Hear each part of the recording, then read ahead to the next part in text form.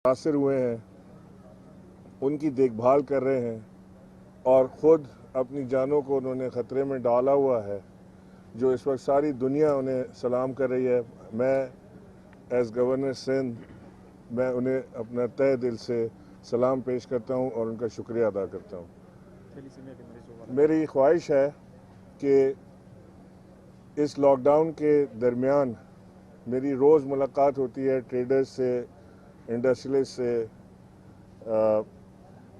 Agriculturist से, और सबकी इस वक्त एक ही तकलीफ़ है।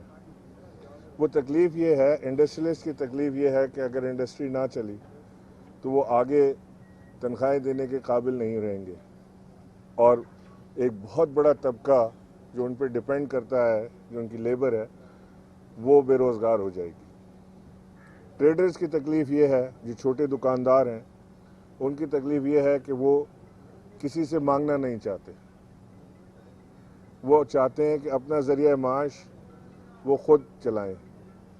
वो छोटे दुकानदार हैं, लेकिन एक एक दुकानदार के पास 3 से 4 लोग काम करते हैं और ये दुकानें लाखों की तादाद में हैं पाकिस्तान में। इसी तरह जो दिहाड़ीदार तबका है, जो रोज़ अपनी हक हलाल की रोज़ी के लिए घर से निकलता है, चाहे वो प्लम्बर हो, वो नाई हो, वो इलेक्ट्रिशियन हो, या वो मज़दूर हो, वो मिस्त्री हो, कारपेंटर हो, ठेले वाला हो, ये सब वो लोग हैं जो अपनी हक हलाल की कमाई को तरजीह देते हैं और रोज़ाना की बुनियाद पर ये अपना काम करके रोज़ाना अपने बच्चों का पेट पालते हैं।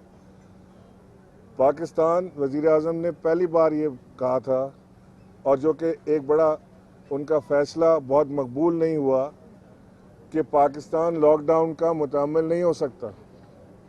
और शुरू में जो कि मैं समझता हूँ कि लॉकडाउन अब एक फ़ैशन बन चुका है, ये लफ्ज़ एक फ़ैशन बन गया है। यूरोप में लॉकडाउन है, न्यूयॉर्क में लॉकडाउन है, दूसरे मुल्कों में लॉकडाउन है, यूएई में लॉकडाउन है, तो लिहाजा हमारे पास भी होना चाहिए। हमें अपने ज़मीनी हक़ाइक़ को देखना पड़ेगा। ये जिन ममालिक के मैंने आपसे नाम लिए, वहाँ कच्ची बस्तियाँ नहीं हैं, वहाँ पर लोग बहुत कम हैं जो दिहाड़ीदार तबका होता है, हमारे पास बहुत ज़्यादा हैं।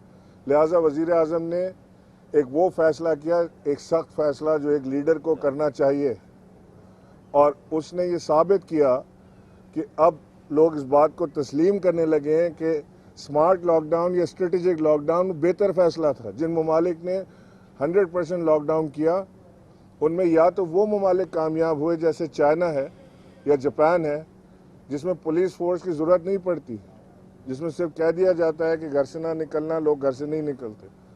100 हज़ार बिलियन लगाए गए हैं अपने मुल्क में कोरोना से लड़ने के लिए। पाकिस्तान सिर्फ $8 बिलियन लगा सका, वो भी बड़ी मुश्किलों से। अपने पेट को काट के ये पैसा इस जंग में लगाया गया। लिहाजा हमें हकीकत को देखना पड़ेगा कि हकीकत पाकिस्तान की मुख्तलिफ है। अल्लाह ने ख़ास अपना करम किया हुआ है पाकिस्तान पे। मैं इसका क्रेडिट किसी को नहीं देता। मैं समझता हूँ कि ये सिर्फ अल्लाह का करम है, मेरे मालिक का, जिसने पाकिस्तान को इस वबा से अब तक बचा के रखा है। जो दुनिया भर में हो रहा है वो पाकिस्तान में नहीं हो रहा, वजह मेरा रब जानता है। तो लिहाजा हम सबको मिलकर इस जंग से लड़ना है, चाहे वो सूबाई हुकूमत हो, वो पीपल्स पार्टी की गवर्नमेंट हो, या पाकिस्तान तहरीक इंसाफ की गवर्नमेंट हो। हमें वज़ीर आज़म को अपना लीडर इस जंग में बनाना है और वज़ीर आज़म ही इसका ज़िम्मा उठाकर आगे लेकर जा सकते हैं। ये नहीं हो सकता कि वज़ीर आज़म कुछ और कहें और सूबा कुछ और। ये कोई सियासत की बात यहाँ पे नहीं हो रही। यहाँ पर हम कोई पॉइंट स्कोरिंग नहीं करना चाहते। तो लिहाजा सबको एक साथ मिलके इकट्ठा होकर इस जंग से लड़ना पड़ेगा। थैलीसीमिया के मरीजों के लिए बिलखुसूस जो दावत इस्लामी ने काम किया, यूँ कहा जाए कि पाकिस्तान की तारीख का ये एक ऐसा काम है जो इससे पहले नज़र नहीं आया। दावत इस्लामी की इस काविश पर आप क्या कहेंगे? सिर्फ दावत इस्लामी ने बेइंतहा यहाँ से ब्लड डोनेट किया है, और जो शॉर्टेज आई थी ब्लड डोनेशन की थैलीसीमिया के पेशेंट्स के लिए, उसे बड़ी हद तक ब्रिज किया है। सिर्फ दावत इस्लामी ने ही नहीं, और भी ऐसी ऑर्गेनाइजेशन हैं जिन्हें मैं जानता हूँ जिन्होंने ये काम किया है।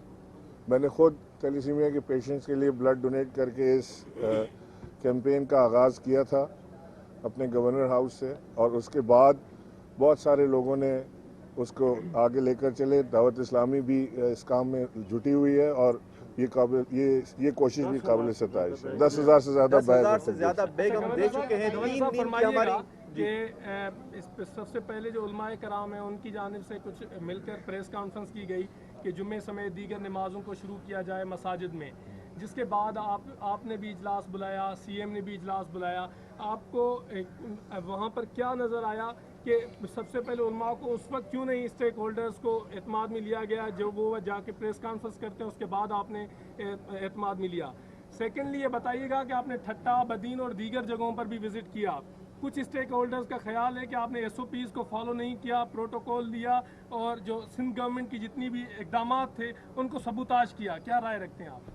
देखिए, नंबर 1 तो मैं आपको ये बता दूं कि उलमा का ये मसाजिद के या इज्तिमात को खोलने के लिए कोई प्रेशर नहीं था। ये खालिसतन हुकूमत पाकिस्तान का अपने उलमा के साथ मशावरत के बाद ये फ़ैसला है।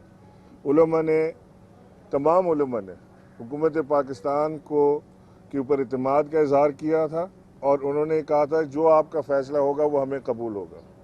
आज जो उलमा के साथ मीटिंग हुई सुबह, टेली कॉन्फ्रेंस से गवर्नर हाउस में भी उलमा मौजूद थे और इस्लामाबाद में वज़ीर-ए-आज़म हाउस में उलमा मौजूद थे। मैं उस कॉन्फ्रेंस में था, वहाँ पर भी यही बात हुई। उलमा ने वज़ीर-ए-आज़म से कहा कि हमें आपके ऊपर पूरा भरोसा है, जिस तरह आप चाहें उस तरह फ़ैसला करें। जो फ़ैसला मसाजिद खोलने के लिए एतबार से लिया गया है वो बहुत सोच समझ के लिया गया है। ये बड़ी इम्पॉर्टेंट बात मैं आपको बता दूं कि वज़ीर आज़म ने उलमा से ये वादा लिया है कि मैं, वज़ीर आज़म इमरान खान, पुलिस को इन्वॉल्व नहीं करूंगा इसको इम्प्लीमेंट करने के लिए। इसका ज़िम्मा उलमा ने उठाना है कि वो यकीनी बनाएं कि वो मदारिस में, मसाजिद में, इमाम बारगाहों में यकीनी बनाएंगे कि ये SOPs जो हम तय कर रहे हैं इसके ऊपर मनोअन अमल किया जाए। और तमाम उलमा ने बिल्कुल यक ज़बान होकर ये जो खान साहब ने ज़िम्मेदारी उनके ऊपर डाली है उसको उन्होंने लिया है और उन्होंने पूरा ज़िम्मा लिया है कि मसाजिद के अंदर, इज्तिमात के अंदर जो अहले तशी हज़रात के जो आगे जुलूस और महफिल होने लगी है उसके अंदर हर उस चीज़ का SOP का ख़ास ख्याल रखा जाएगा जो तय हुए हैं। जो 20 नुकात तय हुए हैं उन 20 नुकात का ख़ास ख्याल रखा जाएगा और ज़िम्मा उलमा के पास है। वज़ीर आज़म ने साफ कहा था, मैं फिर से बता दूं, कि मैं इस मामले में पुलिस को इन्वॉल्व नहीं करूंगा, नहीं करना चाहता, जिसके लिए उलमा कराम ने उनका शुक्रिया भी अदा किया।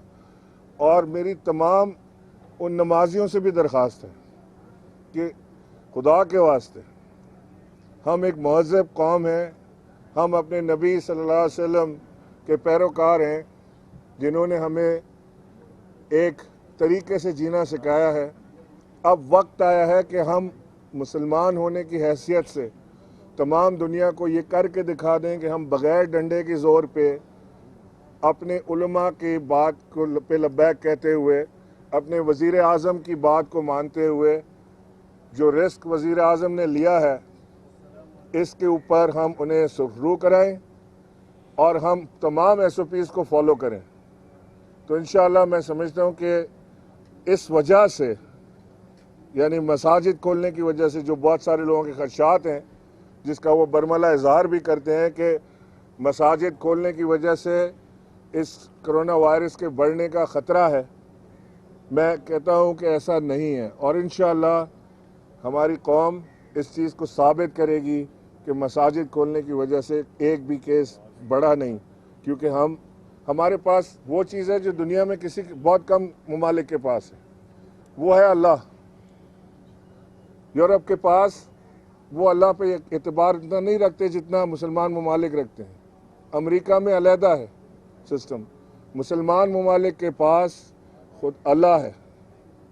वो अपने अल्लाह के हुजूर गिड़गिड़ा के दुआ मसाजिद में कर सकते हैं, वो अपने अल्लाह के हुजूर रमज़ान शरीफ में अपनी इबादत में अपने अल्लाह से तौबा ताइब हो सकते हैं। ये तौबा ताइब अमेरिकन नहीं हो रहा है, यूरोपियन नहीं हो रहा है। तो लिहाजा हमारे पास वो मौका मौजूद है जो शायद दूसरों के पास नहीं है और इसका हम भरपूर इस्तेफादा करना चाहते हैं। मैं एक बार फिर दरख्वास्त करता हूँ तमाम लोगों से कि SOPs को फॉलो करें। मीडिया के भाइयों से मेरी रिक्वेस्ट ये है, देखिए मैं आप सवाल कीजिएगा, आप सवाल जरूर कीजिएगा, लेकिन मीडिया के भाइयों से मेरी रिक्वेस्ट ये है कि बराए मेहरबानी यहाँ पर आप दावत इस्लामी के हवाले से जो सवाल करना चाहें दावत इस्लामी के हवाले से करें। दावत इस्लामी के कामों को गवर्नर साहब ने देखा, उसको किस नजर से देखा, कैसा पाया, उस हवाले से करें। इसके अलावा कोई सियासी सवाल ना कीजिएगा। बहुत मेहरबानी, शुक्रिया। मुर्तजा बाब ने कहा कि 29 मार्च को गवर्नर ने वादा किया था ये कहीं और कर लीजिएगा सरकार, जिला अस्पताल में करती है और दावे करती है, लेकिन अमल नहीं करती। गवर्नर साहब ने वादा पूरा नहीं किया। हमने जिला अस्पताल की एक दरखास्त पर लेबोरेटरी खोल दी और तहरीक इंसाफ दावे करती है, हकायक कोई काम नहीं करती। क्या कहेंगे? देखिए मैं ये बता दूं कि जो लेबोरेटरीज की बात हो रही है, इस वक्त मेरे पास नंबर्स मौजूद नहीं है, लेकिन बेइंतहा लेबॉर्ट्रीज़ और उनकी मशीनें सिंध गवर्नमेंट को दी गई हैं और इंशाअल्लाह जो बात की गई जिना अस्पताल की, इसकी लेबॉर्ट्री भी जल्द कायम हो जाएगी। इसकी मशीनरी का इंतज़ार हो रहा है, जैसे ही मशीनरी पहुंचती है। इस वक्त दुनिया में शॉर्टेज है मशीनरी की। मैंने पहले आपसे कहा कि हमें पॉइंट स्कोरिंग करने की ज़रूरत नहीं है। ऐसे बहुत सारे पॉइंट्स मैं भी सामने रख सकता हूँ जिसका जवाब देना शायद मुश्किल हो जाए। तो लिहाजा ये सिंध गवर्नमेंट को भी अच्छी तरह मालूम है कि इस वक्त दुनिया भर में PCR मशीन्स जो हैं वो फौरी तौर से अवेलेबल नहीं है। NDA में इनका बंदोबस्त कर रही है। जैसे ही मशीनें अवेलेबल हो जाती हैं, लेबॉर्ट्री खोलने में कोई हाथी घोड़े नहीं लगेंगे, इंशाल्लाह फ़ौरन खोल दी जाएगी। अच्छा, ये भी बता दीजिएगा कि जब बल्दियाती इलेक्शन हो रहे थे वेस्ट में, मुझे अच्छी तरह याद है आप वहाँ पे विजिट पे थे, तो कुछ आपने जो वहाँ पे देखे थे मामला, तो आपने कहा था कि 18वीं तरमीम की वजह से ये सारे मामला जन्म ले रहे हैं। गुज़िश्ता रोज़ पीपल्स पार्टी के बाज़ वज़रा की जानिब से भरपूर तरीके से डिफ़ाइन किया गया 18वीं तरमीम को, क्या कहते हैं आप? साथ में ये भी बता दीजिएगा कि गवर्नर राज की जो अफवाहें हैं वो एक मरतबा फिर ज़ेर गर्दिश हैं और नजीब साहब जो है वो उनके ऐसे क्या तहफ़्फ़ुज़ात हैं जो आप भी दूर नहीं कर सके? देखिए, मैं बार बार ये वाज़े करता रहा हूँ, फिर वाज़े कर देता हूँ कि गवर्नर राज न जाने कहाँ लग रहा है। गवर्नर को तो नहीं पता कि राज को लग रहा है गवर्नर राज। तो लिहाजा मैं नहीं समझता कि ऐसी कोई चीज़ वफाक ऐसी किसी चीज़ पे गौर कर रहा है। हमें भरपूर इत्मीनान है। हम समझते हैं कि इस वक्त सिंध हुकूमत जो है वो अपने पूरी काविश के साथ इस काम में लगी हुई है। हम सब से गलतियां हो सकती हैं, लेकिन बेईमानी का चांस इस वक्त मेरा अगर कोई कर रहा है तो उसे अल्लाह जाने, लेकिन इस वक्त बेईमानी का चांस नहीं है। कई चीज़ों पे इत्तेफाक हो सकता है, कई चीज़ों पे ना इत्तेफाकी हो सकती है। मुझे सिंध हुकूमत के राशन तकसीम के ऊपर ना इत्तेफाकी हो सकती है, मुझे एतराज़ हो सकता है। मैं अपना एतराज़ वज़ीर आला से पहुंचा सकता हूं। वज़ीर आला को कोई किसी चीज़ पे वफाक की एतराज़ हो सकता है, वो मुझ तक पहुंचा सकते हैं, वज़ीर आज़म तक पहुंचा सकते हैं। ये हमारा हक़ है कि हम एक दूसरे की चीज़ों को तनकीद भी कर सकें, और लेकिन वो तनकीद जो है वो इस्लाही होनी चाहिए। तो इस्लाही तनकीद अगर कोई है तो ज़रूर बताएँ। कोई गवर्नर राज का इस वक्त वो चांस नहीं है। 18वीं तरमीम को कोई इस वक्त चैलेंज दरकार नहीं है, लेकिन ये बात अपनी जगह है कि 18वीं तरमीम के बाद सूबे जो हैं वो अपने फ़ैसले करने में काफ़ी हद तक खुद मुख्तार हो चुके हैं, और जहां सूबे फ़ैसला खुद करते हैं वहां उसके नताइज का ज़िम्मेदार भी सूबे को खुद ही होना पड़ेगा। ये नहीं हो सकता कि सूबा फ़ैसला खुद करे और ज़िम्मेदारी वफाक पर डाल दे। Thank you sir. Thank you.